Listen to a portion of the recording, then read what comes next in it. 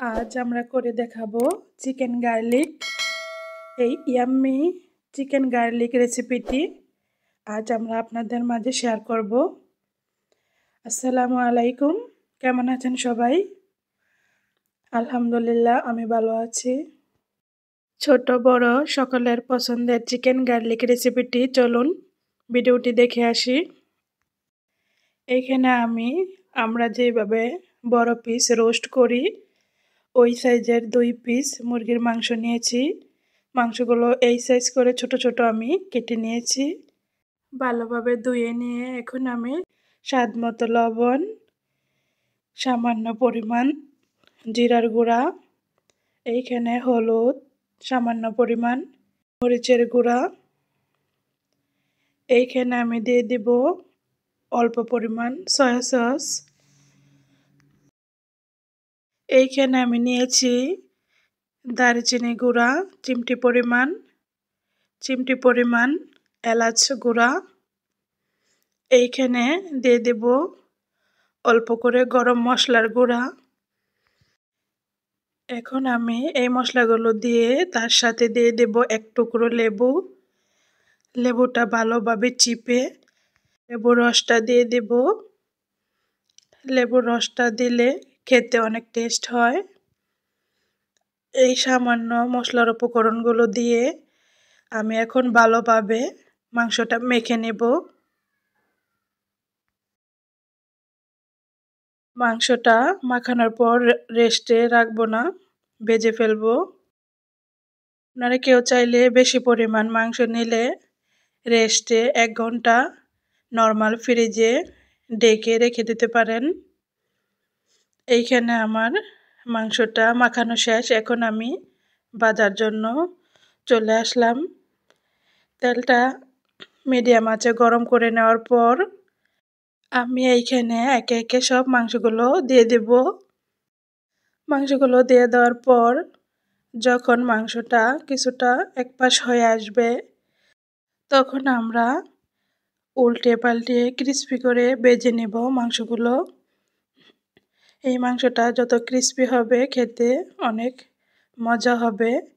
এই তো আমি অনেক ক্রিস্পি করে অনেক সময় নিয়ে কয়েকবার ঘুরিয়ে ঘুরিয়ে ভেজে নিয়েছি।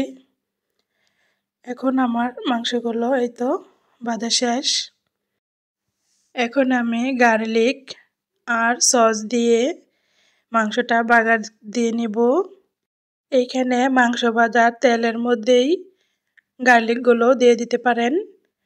আমি এইখানে গার্লিকগুলো দেওয়ার পর এখন টমেটো কেচাপ দিয়ে দিয়েছি। এইখানে সামান্য পরিমাণ ঝাল চিলি সস দিয়ে আমি ভালোভাবে নেড়েচেড়ে মিশিয়ে এর উপরে ভাজা মাংসগুলো আমি দিয়ে দেব। দিয়ে কিছুক্ষণ আমি ভালোভাবে মিশিয়ে নিব। মাংসের গায়ে যেন সসটা মাখা মাখা লেগে থাকে ওইভাবে ভালো মতো মিশিয়ে নেবেন। এইখানে আমি সামান্য পরিমাণ চিলি ফ্লেক্স দিয়ে দিচ্ছি।